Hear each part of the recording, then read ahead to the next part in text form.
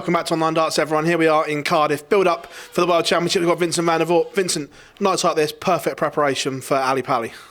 Yeah, definitely. A couple of nights playing some darts, good crowd, and just enjoy yourself and still practicing. So good. Better second half of the year than first for you. You go to Ali Pali full of confidence? I won't say full of confidence because the year wasn't that great, but I'm working hard. I'm doing everything I can to be in the best shape ever, and I think I'm good at the moment, but that has to be perfect when I'm starting. Obviously, I was listening to you speak at Wimbledon earlier today, and you said you got that love, that drive back, and you want to go again for a few more years. Yeah, definitely.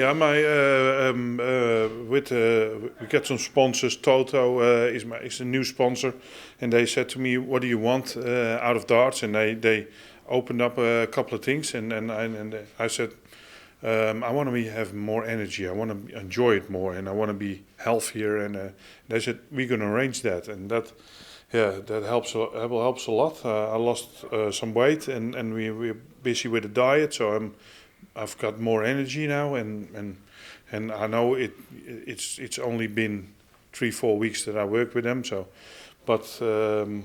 you can't expect miracles, but it's something to work on, and I'm excited about it, and I've done some tests, and out of you get 4 different categories, and there was one that was saying, "Oh, it's not that great," and the other 3 said alarm. So I know there's a lot to do, and we're working on that to get myself healthy, and who knows what's coming next. You've come a long way since I remember the chronic back problems you had in 2019, and from there to here, it's quite a remarkable turnaround, because back then you were talking about just packing up the game altogether. Yeah, I mean, that was just after a game, and I was in so much pain, and I still have a lot of back problems, but I'm working on it a lot, and I changed my throw, and I changed everything, and I just want to see where it goes, and I'm wondering what can I do if I'm fully on the darts, and I don't know.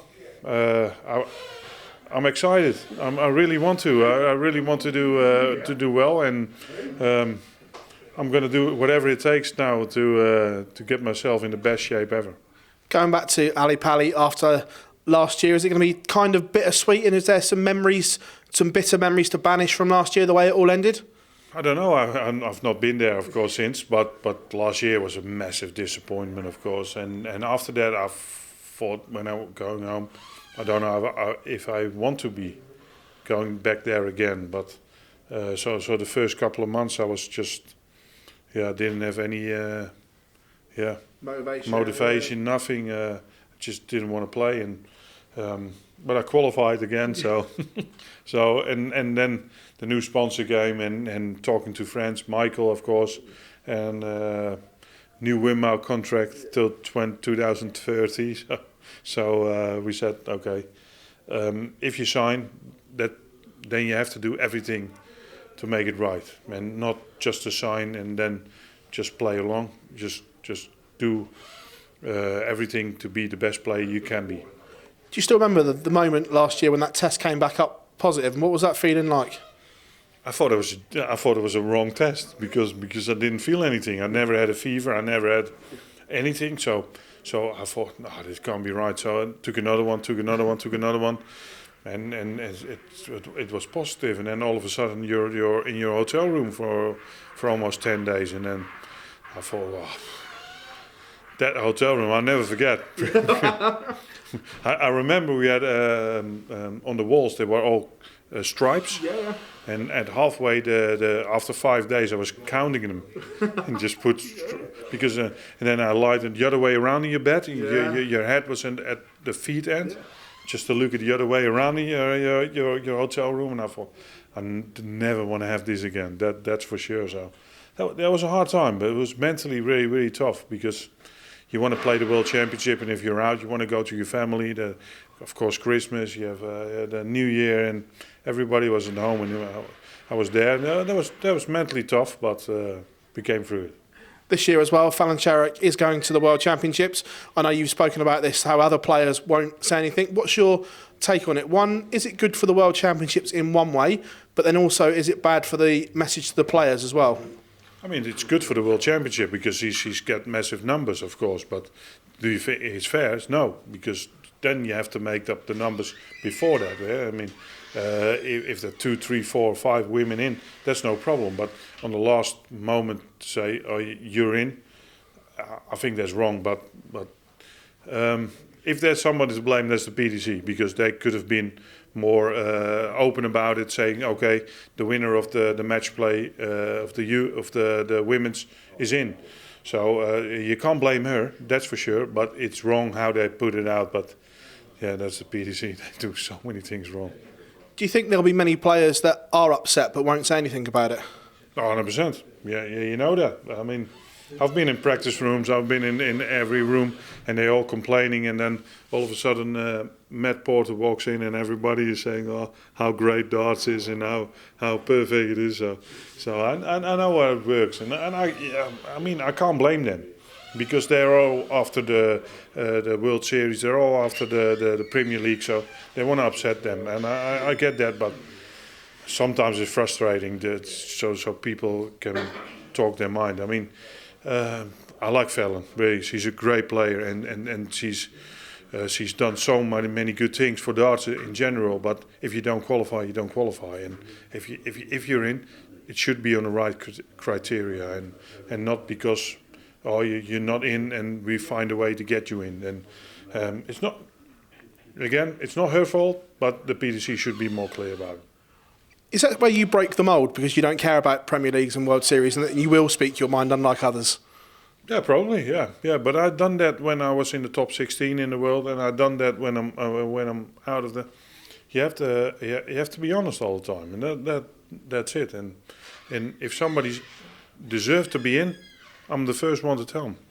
But if not, then I'll tell them so. Same thing. Looking ahead to your World Championships, how far do you think you can go? I know that you'll want to go there and win it, but realistically, what would be a good World Championship for Vincent van der Voort? It's really difficult to say. I mean, I know I'm not. I know my place in the world darts. I'm not the best player in the world. I'm not in the top 10. I know the players are better than me, but I also know that when they are a little bit off and I'm on my game, I can beat anybody in the world. I proved that many times. So it's just a matter of how the draw opens or how I'm playing, and sometimes you need a little bit of luck. And for instance, you saw the first semi-final of Nathan Espinal. He beat Gerwin Price 2-0 down in sets, and he came through that one. And then all of a sudden, everybody in that section got out, all the top players. And sometimes you need that little bit of luck, plus the quality to beat somebody top. And then something can happen, but I know what I'm capable of, and I also know what the other players are capable of. I'm realistic about my chances. So I know if I'm playing my best, and for instance, the third round, if I beat the one before, I played Luke Humphries and he plays his best game, I will lose. But he's not always playing his best game. So if he's slightly off, then I have to be on my top game to beat him. Michael, the favourite, and rightfully so, 4 big TV titles this year. Has he got that fear factor back, do you think, to his game, and other people are now looking at him again as the old Michael van Gerwen? I think so, yeah. I mean, we were talking about it in the beginning of the year, that you played really bad for your standard for a year and a half, and still everybody finds it really hard to beat you. So take the positive out of that, and then we said you have to win one week tournament this year, and you have to win at least one of the weekend tournaments on TV. And then he went to the match play and he won that one, and we didn't expect that one because he was just after the operation. And I think that was unbelievable that he done that. But then he got so much confidence out of that, and then he plays better and better. And I think now he's mentally and everything, he's really hard to break. again, catching bits of his windmill promotional stuff today, he said that you helped him out of that real dark place, and he's one of the only people that you listen to him and he listens to you. It must be a nice thing to get one of your mates out of such a hole he was in at one point. Oh, definitely. But yeah, I helped him out so many times with so many things, but I don't like to talk about it. It's just because he's my friend, and I will do that for him forever. But he was in a dark place at one point, and we talked a lot, and I'm a straight talker, so I told him also that he needs to work harder, and I was very hard on him sometimes, and didn't like that. But yeah, if you want my advice, then I would speak my word. Vincent, many thanks for your time as always, and all the very best at Ali Pally. Thank you very much. Thank you.